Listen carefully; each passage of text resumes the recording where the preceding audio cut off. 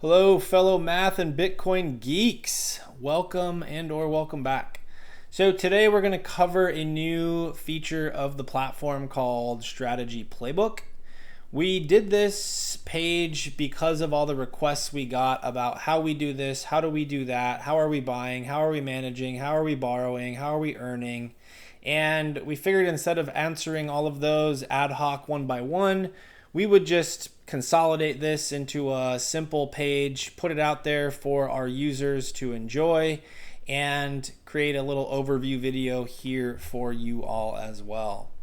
So what we're going to look at here is really just the 6 different ways that we're getting allocated to Bitcoin or that we're interacting with Bitcoin. Okay, and we're going to start with just the most simplistic process that there is, which is just buying Bitcoin. Now, these are going to be our favorite hot wallets, meaning these are internet connected wallets for the most part. You open up an account, you go through some ID verification steps, you connect a bank account or deposit money, and then you are free and clear to start buying, selling, managing Bitcoin and interacting with Bitcoin, tracking the price, and doing all the fun things. It really doesn't need to be more difficult than that. It really is that simple, and these are the 3 names that we believe represent best in class for the most simple process of buying, holding, managing, selling Bitcoin. Next is going to be the same approach as buying Bitcoin, but with perhaps a longer term mindset and one that focuses more on self-sovereignty and self-custody and security. Right? Because unlike the hot wallets and using Bitcoin through exchanges where they actually have all the keys and the keys are connected to your account, which you verify through your phone or through password or multi-factor authentication, etc. In these instances, you are using a third-party service, you are using a third-party platform, yes. The difference is the Bitcoin is being held in cold storage, which means it's not connected to the internet. And oftentimes you're using multi-signature, meaning you have to provide 2 of the 3 keys or 3 of the 5 keys in order to approve any movement of the Bitcoin collateral that's stored in your specific wallet. Now, for this particular use case, there's really 2 providers we think represent best in class. That would be Unchained. They've been around for a very long time. They have a fantastic cold storage multi-signature product, and they've also got a number of other Bitcoin products. And perhaps one of our favorite partners and products is from the Bitcoin Advisor for really all the other things that they do. What they're doing is ultimately helping you get set up with cold storage, with multi-sig keys, and really get the vaults and get the security and everything set up in a way that adheres to best practices.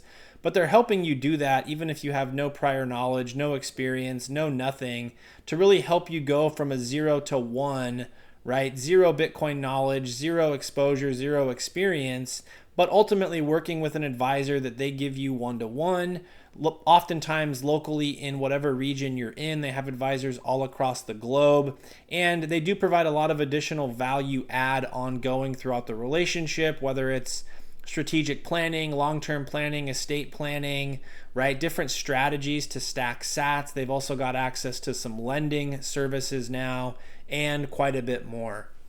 So if you are looking for more longer term HODL-based strategies, you like multi-sig, you like cold storage, these are really the 2 providers that we believe to be best in class. Dollar cost average, we have a whole separate video for this. I encourage you to go watch that and tinker around with the calculator.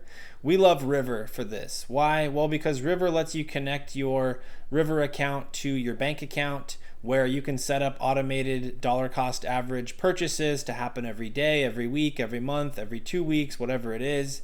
They'll also pay you almost 4% APY on cash that's sitting on their platform.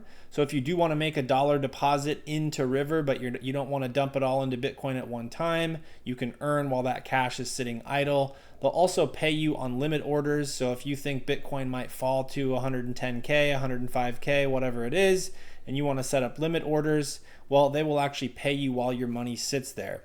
But specifically for DCA, River is a fantastic solution because of their security, because of their trust and transparency. They make a great solution for a hot wallet for basic buying and managing, but for dollar cost average, they are a fantastic solution as well. Borrowing against Bitcoin, this has become a very popular topic.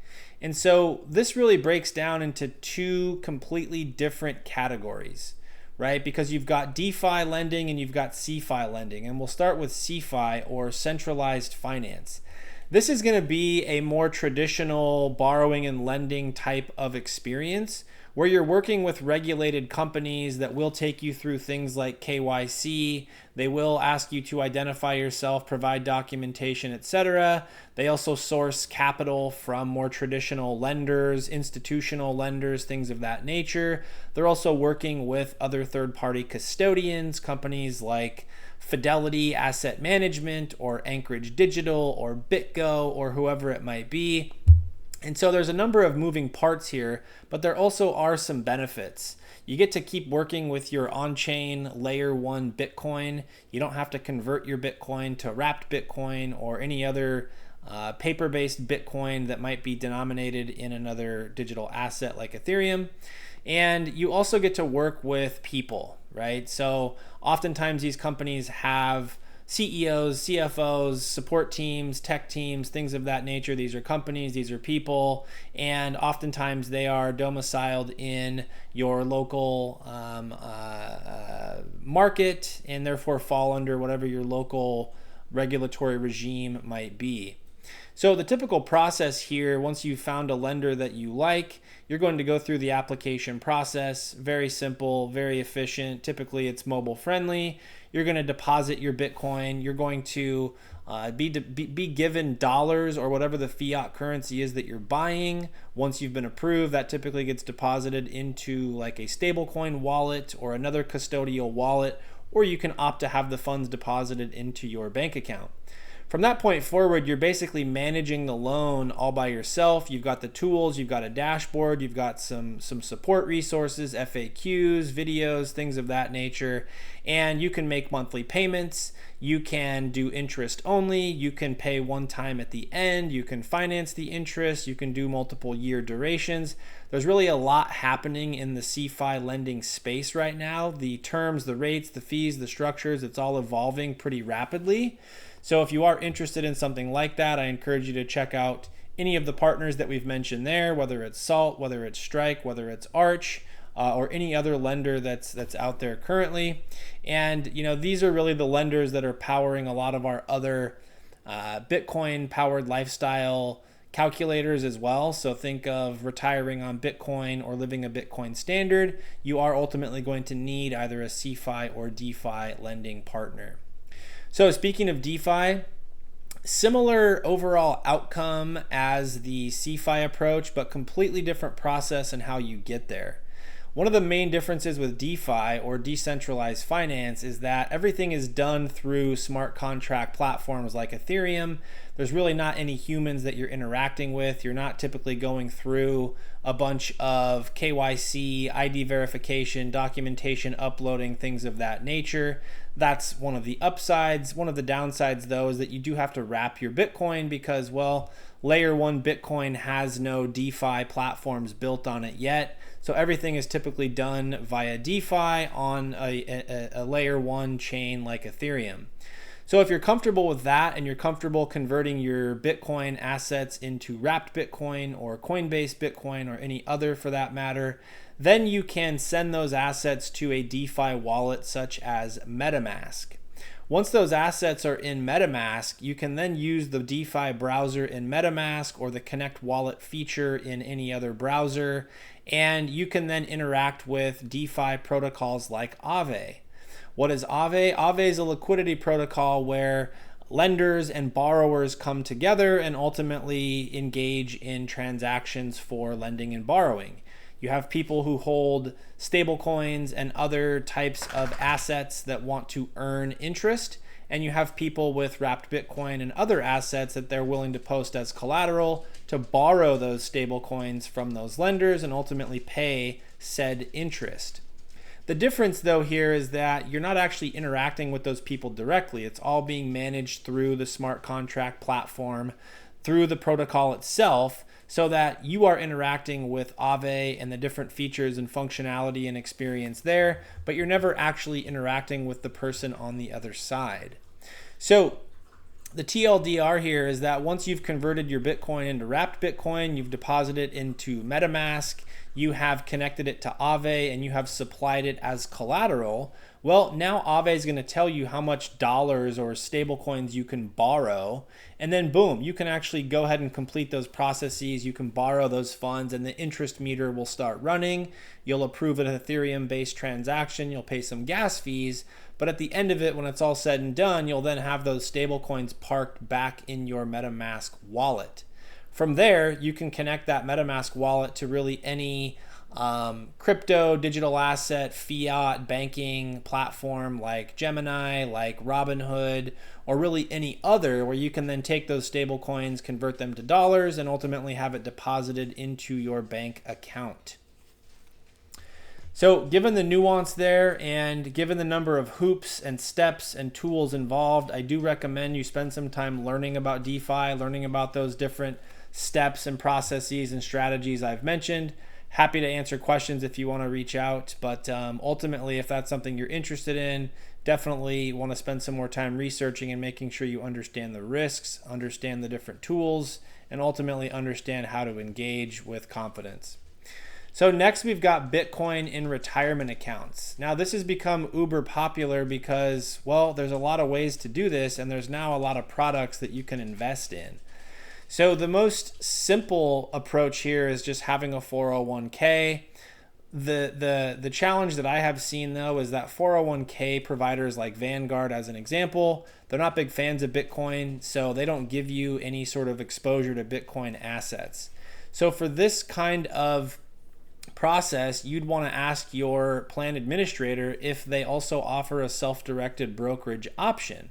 If so, that might be through Schwab, that might be through Fidelity, that might be through Empower or another third party. But ultimately, what will happen there is your 401k contributions will get sent to your brokerage account, at which point you've then got control over where those assets can be invested. And at that point in time, you can buy the ETFs like IBIT or Fidelity's FBTC. You can allocate to Bitcoin treasury companies like Strategy, which is Michael Saylor's company, or Bitcoin mining companies like Marathon or CleanSpark or Riot, or any of the others out there that are available. So if you're like me and you've been working for 20-ish years and you've jumped from a couple companies to others, well then your 401k dollars ultimately get rolled over into IRAs, and then boom, you're now exposed to even more options because, well, you can keep investing in those same treasury companies, proxies, miners, ETFs, etc. Or you can work with a company like Bitcoin IRA or Unchained IRA, who can then help you get allocated to on-chain layer 1 Bitcoin as the underlying asset in your rollover IRA. And then last but not least, we have the self-directed IRA LLC. Think of this as basically taking full control over your rollover IRA, signing out the paperwork needed that lets the government know you understand the risks of managing this on your own, setting up your own LLC, and basically acting as the fiduciary, if you will, who's in full control of the assets that are being managed in that LLC for the benefit of your IRA. This exposes you to all the previous options that we have talked about so far, whether it's ETFs or proxies, excuse me, or on-chain Bitcoin through Bitcoin IRA or Unchained, or you can even go out and acquire on-chain Bitcoin on your own through your own wallet using any of the other tools or services that we have talked about so far. Last but not least is earning Bitcoin rewards. There's lots of different credit card companies, products, services out there. We love Fold because Fold lets you connect up bank accounts, do direct deposit. You can convert your paychecks into Bitcoin. You can set up bill pay. And then anything you spend using the debit card that's powered by Fold ultimately earns you Bitcoin rewards. The other thing that Fold recently launched is a credit card to where anything you spend on the credit card also will earn you Bitcoin rewards. That's really it. If you've got thoughts, feedback, comments, please let us know. Otherwise, we will see you on the next one. Thanks for your support.